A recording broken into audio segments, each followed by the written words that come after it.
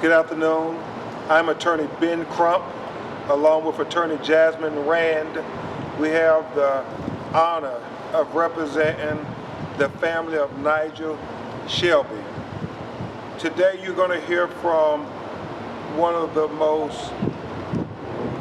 foremost thought leaders in the world on this subject, and that is Mr. David Johns, who is the Executive Director of the National Black Justice Coalition, the leading organ for Black LGBTQ community in the world.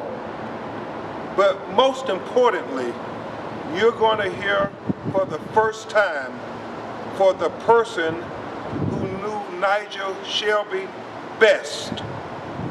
Attorney Rand and I have been retained to help her find the truth, wherever that may lead us.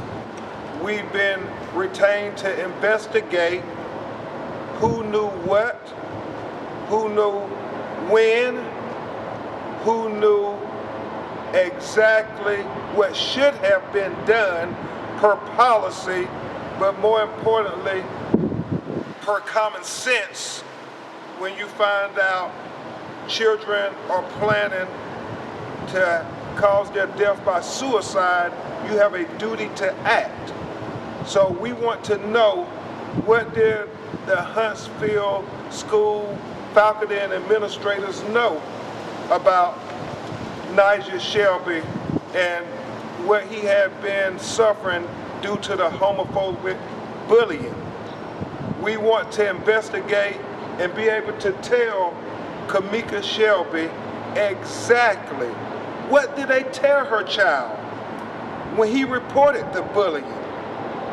You see, please understand that Nigel Shelby, at 14 years old, who died by suicide, is not at fault in any way. He's not at fault in any way. The only people who are at fault are the adults who failed to act. Number one, they failed to act by creating an environment for all students where they would feel loved and engaged and supported. They failed to create an environment where diversity was celebrated. They failed to act when 14-year-old Nigel Shelby came to them and reported that he was being bullied, that people were calling him homophobic slurs. They told him that being gay was a choice, as if it was his responsibility to try to conform so he wouldn't have to continue to be bullied. It's unbelievable in this day and age that school officials and teachers won't be trained on these matters, to have policies in place. When young people come and complain of being bullied, what are the appropriate responses? And I know in my heart of hearts, nobody would agree that that is the appropriate response to a child who is complaining about bullying, telling him that there's something wrong with him. Not appropriate. Not in America, not anywhere in this world. And the way they failed Nigel and all of us in the worst way is the fact that he died as a result of suicide, and that people knew about the suicide note, and they failed not only to notify his mother, but they failed to prevent it. You see, within hours of his death by suicide, a teacher notified his mother where to find the suicide note. And it's just heartbreaking when you think about what he told his mother in this note. And just like the death of Trayvon Martin helped awaken the world to the racism that a young black boy had to encounter as he simply tried to walk home. We endeavor to use this tragedy of 14-year-old Nigel Shelby, death by suicide, to awaken America and the world to the overlapping oppression of being a young black child and being gay. There are moral people who we know will join us in raising their voices to say that all our children matter and that we are our brother's keeper. And we say, my brother's keeper, that means Nigel too. Now you will hear from Mr. David Johns, who along with Attorney Jazz Moran and myself are championing the cause for a greater conversation and the truth as to why a 14-year-old child died by suicide when there were so many warning signs to prevent such. And then you will be introduced to the person who knew Nigel Shelby best, his mother. We also have his aunt, Keita Jones, present here, and his stepfather, Rashad Ackland, also present. Mr. David Johns, the foremost thought leader on this subject.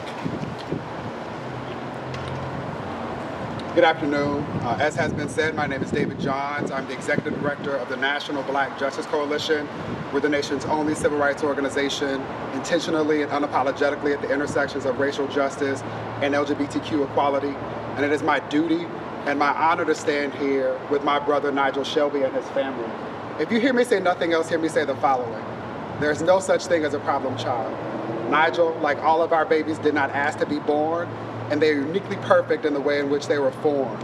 And if anyone failed, it is the adults who are responsible to make sure that the spaces he was forced to move through were receptive of him and were respectful of him. And now, in today's society in particular, we have to understand and appreciate that there is more diversity than we care to acknowledge. The vast majority of kids in high school throughout the country identifies anything other than strictly heterosexual. Now, to be clear, there is no gay agenda. If there is, I want the minutes from the meeting. But what young people are saying is that the categories that we create and force them to fit in don't really work. And so we have to have conversations, not just because of what happened to Nigel, but because the challenges that Black and LGBTQIA and students with disabilities and non-Native students face in schools too often lead them to experience trauma. All educators and first responders, teachers, leaders, superintendents need to be equipped with the skills to ensure that classrooms are supportive, that we celebrate the difference that too often forces kids to turn to bullying. It's also our responsibility to make sure that when young people are brave enough to report incidents of bullying and violence, that we take them seriously and that we do something with that information. That is our responsibility as adults. Not only do we have to do more at the local level within our schools and communities, but we also have to pass legislation at the state level and federally that will provide clear and consistent protections for people not only on the basis of race and ethnicity, but with regard to sex, as well as sexual identity, gender orientation, and gender expression. The point here is that for too many of our babies, schools are sources of trauma, and it is our responsibility to ensure that there's not another single child who was pushed out of the school or the very safe space where they need to learn, grow, and develop. This should be our promise not only to Nigel Shelby and his family, but to all of the babies that have been born and are forced to move through the spaces that we've created for them. The National Black Justice Coalition is committed to continuing to work not only with schools, but with elected officials to ensure that we pass policies and support practices that honor the brilliance of all of our babies and ensure again that they are safe, engaged, and supported. That is our duty, that is our collective responsibility, and we owe that to our brother Nigel Shelby. Thank you, David. And as we think about Nigel Shelby, to many, he will be a hashtag. But to Kamika, it will always be her baby. And as we continue to ask people to share hashtag my brother's keeper means Nigel too, what we're really saying is we're Nigel's keeper. I'm Nigel's keeper. And Kamika is Nigel's mother. And maybe there are those at the highest level of our federal government, even in the White House, who continue to try to deny the rights of Nigel and others all across America like Nigel. We will continue to defend his right to exist just as he is, not to try to conform in any way. He was a perfect child, and his mother would tell you just how special this beautiful, beautiful young boy was, and what a gift he was to the world. So please know that she is a heartbroken mother and is going to do her best to tell you about her child. Miss Kamika Shelby.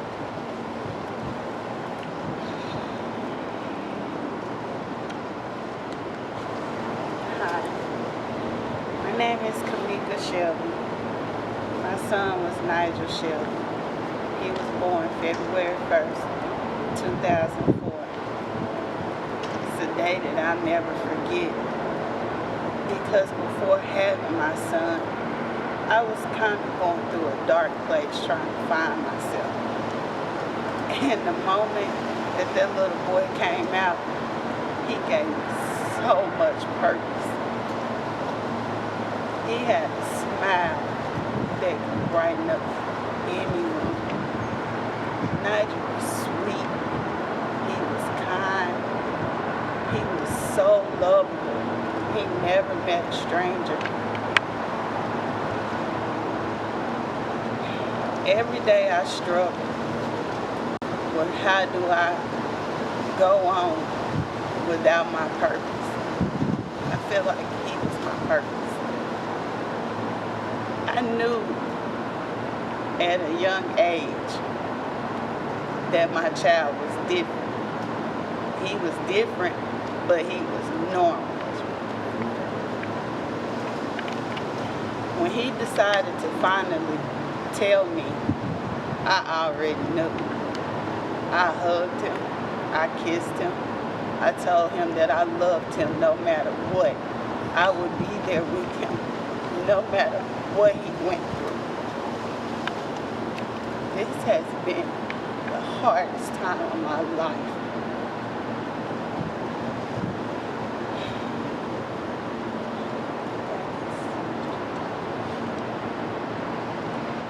When my son left, I had so many questions that I needed to be answered. Because the day before we found him, he was okay. He kissed me that night before I went to sleep. He told me, "Mom, I love you. I'm going to do better in school." Just a normal conversation between a mother and her child. I never would have thought in a million years the next day I would come home from work and find my son the way I did. It's an image that I'll never get over. During the process of me trying to grieve and lay him to rest, there was a staff member from the school that visited my house the next morning after it happened. She proceeded to tell me about these visits that Nigel had in her office, about him being bullied, that she had not told me before.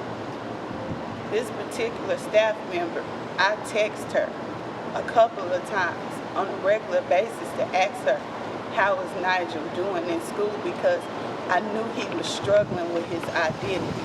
I knew that he was struggling with mental issues, and I wanted to make sure he was okay. She would always text me back and say he was fine. But the day after he passed away is when she decided to tell me about these visits to her office where he confided in her about being bullied. At the time that she's telling me this, I'm listening, but I'm really not processing it because my baby had just passed away hours before.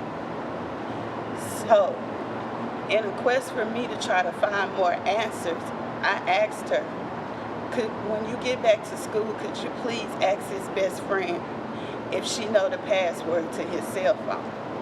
He had gave me the password to his phone a few days before, but honestly, I forgot. You know, as parents, we forget stuff.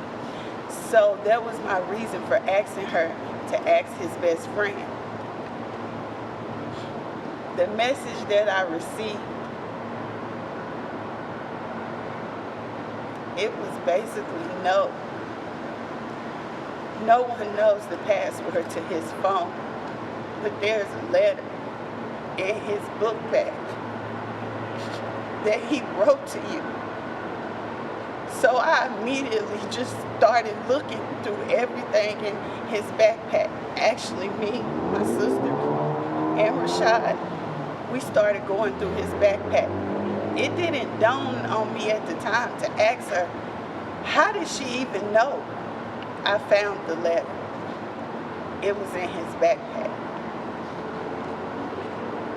In the letter, my baby made statements like, Mama, I tried so hard to be normal.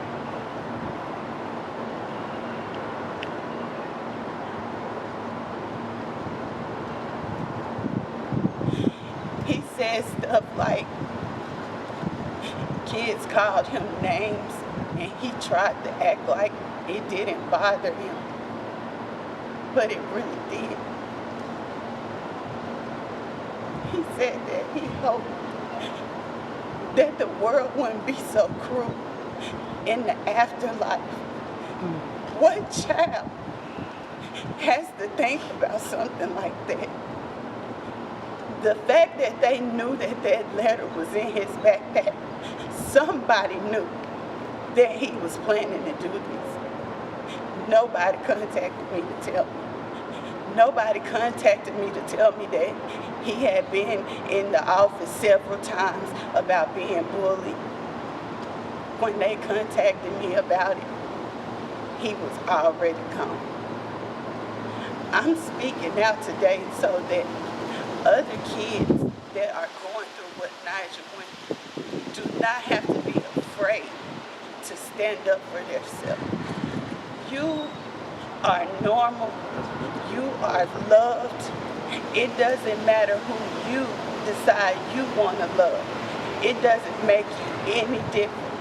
It doesn't make you any less than the next person. I don't want this to happen to any other parent. I don't want any child to have to feel like they're in this world alone. I honestly feel like from the bottom of my heart, if someone had said something, this could have been prevented.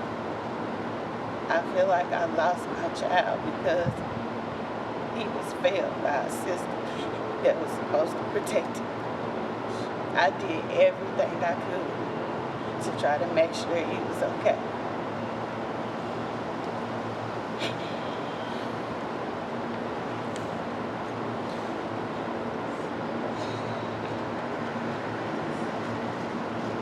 Thank you, Kamika, for sharing with the world what your baby had to endure. And as she said, she is doing this because of all the other people out there who might be going through what Nigel had to endure, to try to prevent senseless deaths by suicide. and to proclaim to the world, as David Johns told Attorney Jasmine Rand and I, that we have to make sure that there is no stigma attached to this 14-year-old child's life, Nigel Shelby. He was not at fault for any of this. It was the adults who failed him who was at fault. And therefore, we tend to take this issue head on with a thorough and comprehensive investigation to get answers from the school district and the school officials of how this happened, who knew what, when, where, and why they did not act. That's important because, as David Johns and I discussed, this is a civil rights issue. Nigel Shelby deserved to be treated equally as any other child in that school. He deserved equal protection as any child in that school. And as David so eloquently explained, that the school has a duty to provide an environment that is supportive and engaging of all our children, that we celebrate the differences of each and every one of our children. And if we don't proclaim this and scream it from the mountaintop, we will have other deaths by suicide. So it is our duty to act as the adults and hold the systems accountable for making sure they protect all our children. Mr. David Johns and I will try to answer some of your questions. If Kamika can answer a question, she will do so, but please understand, this is one of the toughest things she has to do. Attorney Jasmine Rand and I often wonder, how to even ask them to come before the media, come before the world, and talk about something as heart-wrenching as your 14-year-old child being taken in this manner from her love and her life. So with that, we will try to answer your questions. Can you tell us anything about the investigation, about how it will go? Certainly. Attorney Jasmine Rand, who's an incredible civil rights lawyer, is already looking up the federal statutes and the state of Alabama statutes to make sure all the information that should be disclosed will be disclosed.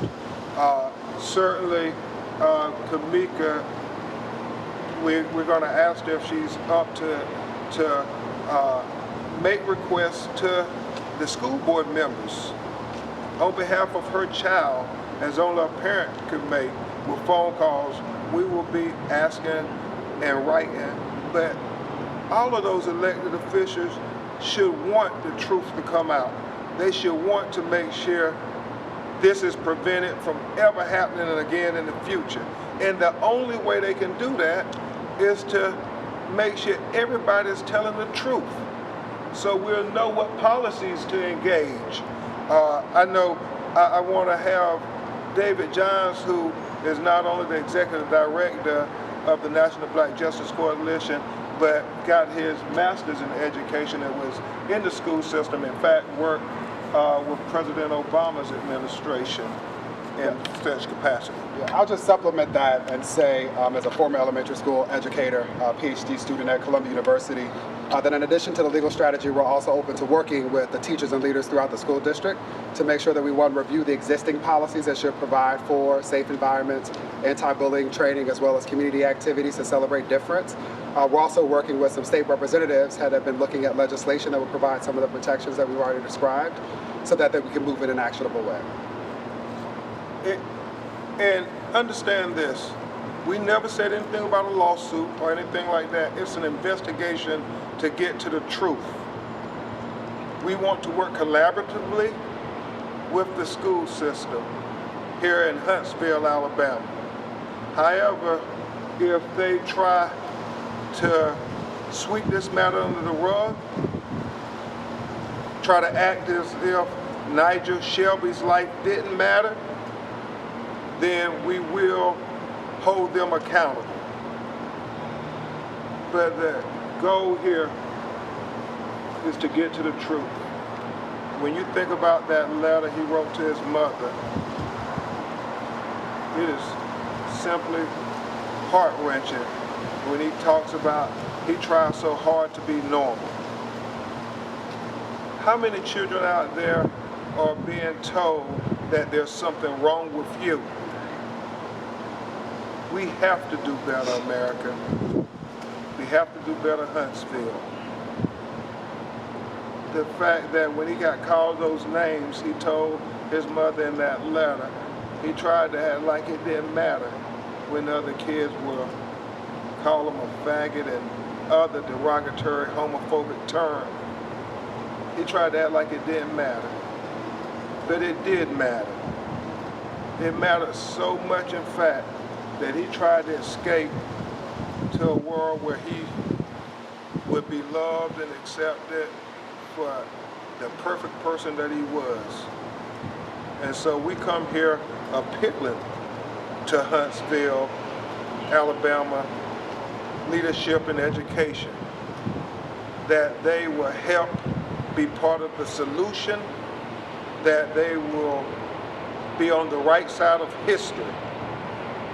Because we know, as David Johns said, our children, each of them are different in their own special ways. And if we don't learn to celebrate their differences, we'll lose more of our children to death by suicide. Can I add one thing to that? I want to just lift up again, in a world where most kids do not have the courage to report being bullied, that we are clear that Nigel said something, right? What data shows, based on annual data collected by GLSEN, is that more than 80% of kids who are or who are believed to be LGBTQ or same-gender loving are bullied and harassed in schools. But fewer than 20% of those kids report actually telling someone. Why? Because too often when they tell an adult, adults fail to act. And sometimes when they tell an adult, the adults don't act in responsible ways, and so the bullying is increased or exacerbated. And so I want to be clear that none of this is Nigel's fault. He was born perfectly, just as he is. He went to school as he was required to. And when he was bullied, he said something about it. And we should appreciate that if this happened to Nigel, it is probably happening to other kids, not only in his school, but in the state of Huntsville and around the world. And so I am begging on behalf of all of the Nigels, to all of the teachers who accept God's calling to do that work in that space, to do better, and to do more to ensure that all of our children feel safe, are engaged, and protected, so that we can have this conversation no more.